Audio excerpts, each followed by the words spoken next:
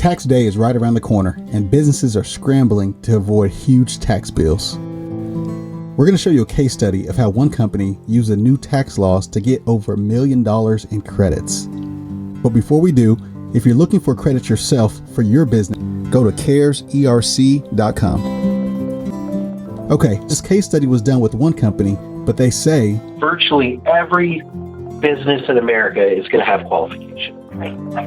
So let's take a look at a manufacturer so you can see the size of this. And I think everybody's going to be surprised. So kind of like we looked at the diner, this is a manufacturer. It's in Nebraska. It's not a large one. They've got 150 people, got a 4.3 million annual payroll. For WOTC, they hire about 25 people a year.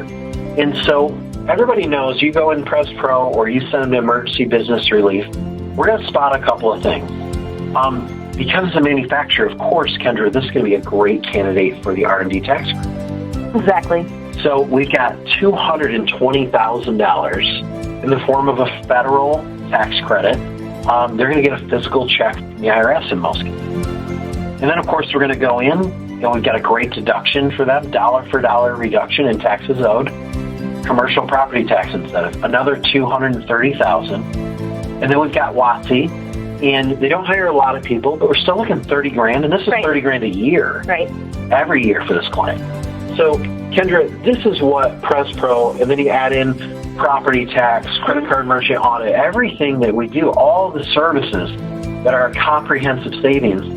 And you look at this average client, just on these three, we're looking at almost $500,000. Now, this same company is going to qualify, or most likely going to qualify for COVID ERC, okay? And by the way, these numbers we're about to show, this is the lower number that's in place right now, not the one that we hope will get passed. $750,000 for COVID ERC. Disaster ERC.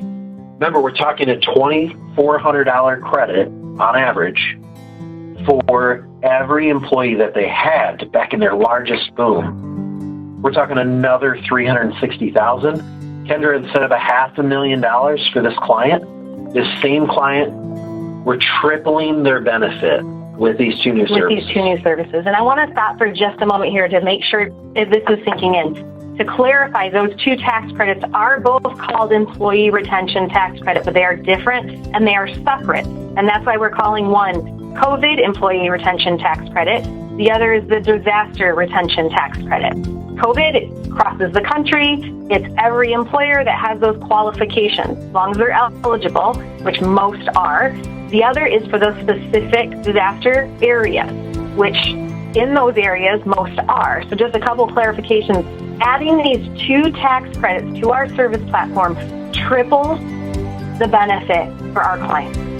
Okay, so we had a question come in.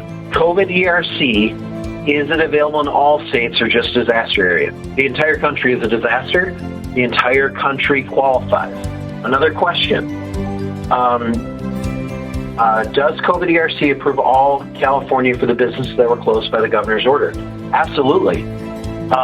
All of these businesses, virtually all businesses, are going to have some qualification in this area. So everybody in the country, if you looked and you said, hey, I'm in one of those disaster areas, congratulations. You have two credits you can offer. If you look at it and say, well, I'm not in those areas, it doesn't matter. You still have COVID ERC, which is a huge credit. Hope that was helpful. To find out which one you qualify for, go to careserc.com.